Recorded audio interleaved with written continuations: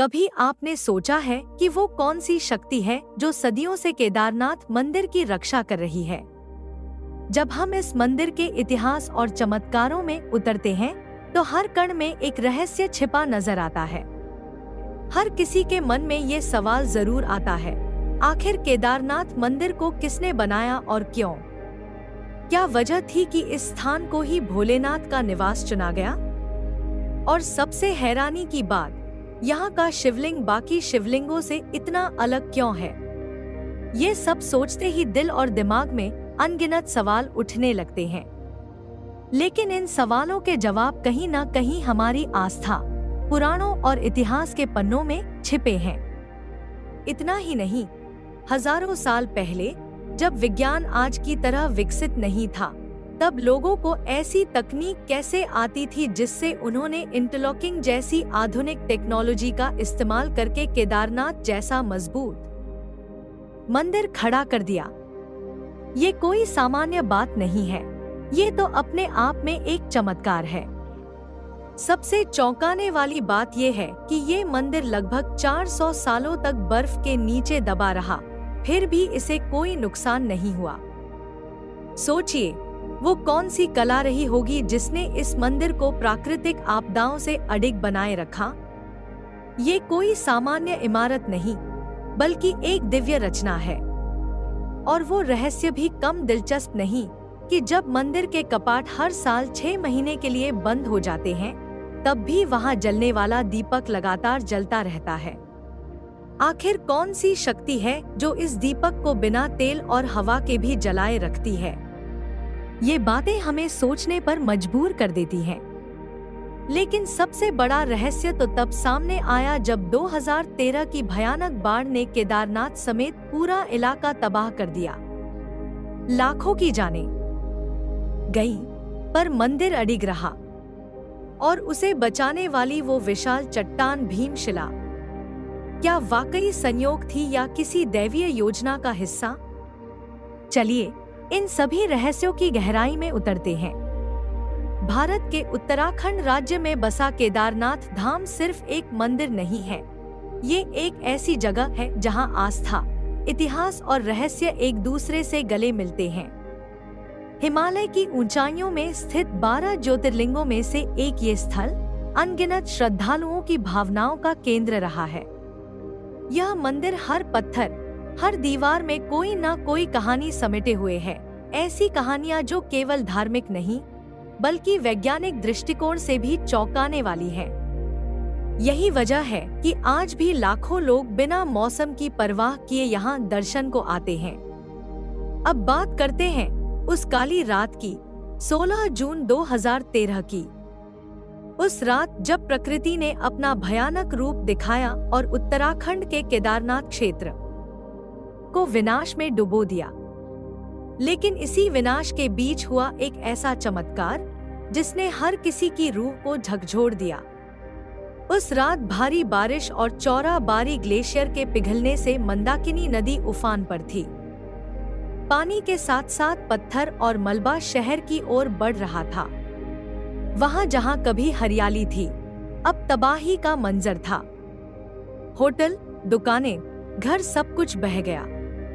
करीब 6000 लोग इस आपदा में मारे गए और लाखों लोग बेघर हो गए। हर ओर चीख पुकार थी, पर इस सब के बीच एक सवाल सबसे बड़ा था, क्या केदारनाथ मंदिर भी इस तबाही की चपेट में आ जाएगा? लेकिन जैसे ही पानी मंदिर की तरफ बढ़ा, एक अद्भुत घटना हुई।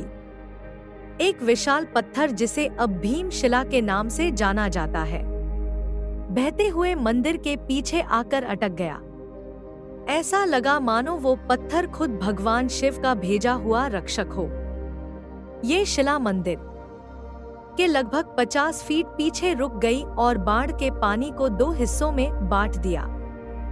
पानी मंदिर को छोड़े हुए उसके दोनों ओर से बहता रहा। आसपास की सारी इमारतें बह गईं, लेकिन मंदिर जैसे किसी अदृश्य शक्ति के संरक्षण में था। भीमशिला अब केवल एक पत्थर नहीं रही, ये आस्था का प्रतीक बन चुकी है। महाभारत के वीर योद्धा भीम के नाम पर रखी गई यह शिला आज केदारनाथ के सबसे पवित्र चमत्कारों में गिनी जाती है। लोग इसे हाथ लगाकर, माथा टेककर धन्यवाद देते हैं। वैज्ञानिकों के लिए ये घटना एक पहेली बन गई। उनका मानना है कि ये शिला ऊपर पहाड़ों से खिसक कर आई थी। लेकिन सवाल यही है, इतनी भारी चट्टान जिसका वजन लगभग 1000 मीट्रिक टन था, वो मंदिर से टकराए बिना कैसे इतनी सटीक जगह पर रुक गई? अगर ये शिला मंदिर से टकराती तो मंदिर पूरी तरह से नष्ट हो सकता था। उस समय मंदिर के भीतर लगभग 300 लोग शरण लिए हुए थे और उन्हीं की जान इस शिला की वजह से बच सकी। यह कोई साधारण घटना नहीं, एक चमत्कार था। अब सवाल ये उठता है कि आखिर 2013 जैसी भीषण आपदा में भी ये मंदिर सुरक्षित कैसे रहा? इसका उत्तर छिपा है इसकी निर्माण शैली में, प्राचीन भारतीय इंटरलॉकिंग तकनीक में। इस तकनीक के अनुसार मंदिर के भारी पत्थरों को बिना किसी सीमेंट या गाड़े के इस प्रकार जोड़ा गया कि वे एक दूसरे में पूरी तरह फिट हो जाए। ये तकनीक इतनी उन्नत थी कि भूकंप, हिमपात और बाढ़ जैसी आपदाओं में भी ये मंदिर हिलता नहीं। हजारों साल पहले जब इंजीनियरिंग का कोई नामो निशान नहीं था, तब भारतीय कारीगरों ने ऐसी तकनीक का इस्तेमाल किया जिसे आज भी आधुनिक विज्ञान समझ नहीं पाया है। आज भी मंदिर की दीवारें उसी मजबूती से खड़ी हैं जैसे सदियों पहले थी। न कोई दरार, न कोई ढीलापन। यही है भारतीय वास्तुकला की श्रेष्ठता और गौरव। अब मन में ये जिज्ञासा भी उठती है, आखिर किसने बनाई ये दिव्य रचना? कौन था वो जो इतनी उन्नत सोच और तकनीक रखता था? इस सवाल का उत्तर हमें मिलता है पुराणों और महाभारत की कथाओं में। धार्मिक मान्यता के अनुसार महाभारत युद्ध के बाद जब पांडवों को अपने ही बंधु बांधवों की हत्या का पछतावा हुआ, तो उन्होंने भगवान श्री कृष्ण से इस पाप से मुक्ति का उपाय पूछा।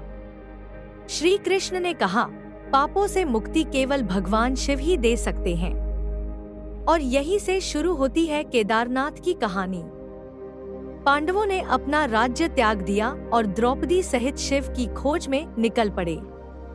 वे पहले काशी गए, फिर अन्य तीर्थ स्थलों पर, लेकिन शिव उनसे बचते रहे।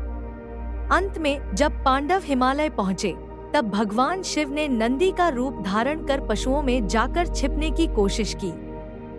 भीम ने एक योजना बनाई।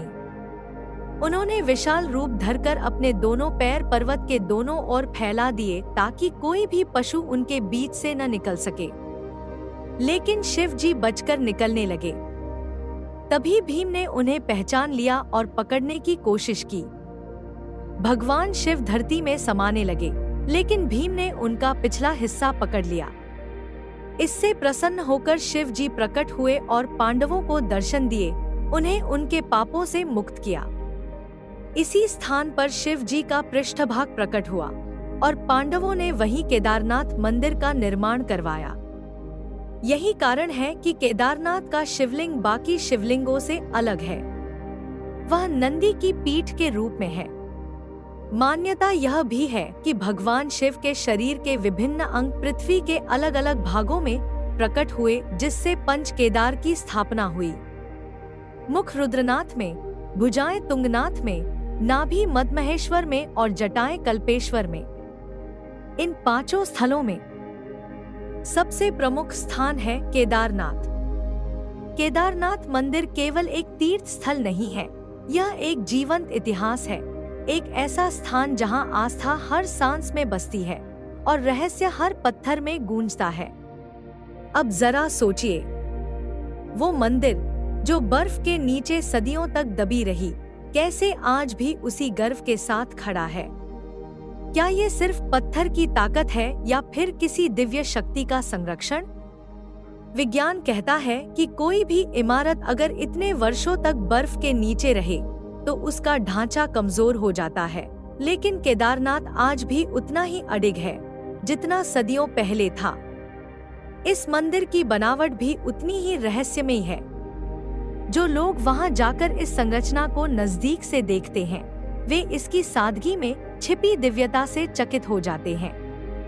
मंदिर की दीवारों को देखकर लगता है कि जैसे उन्हें सिर्फ पत्थरों से नहीं, बल्कि श्रद्धा और तपस्या से गढ़ा गया हो।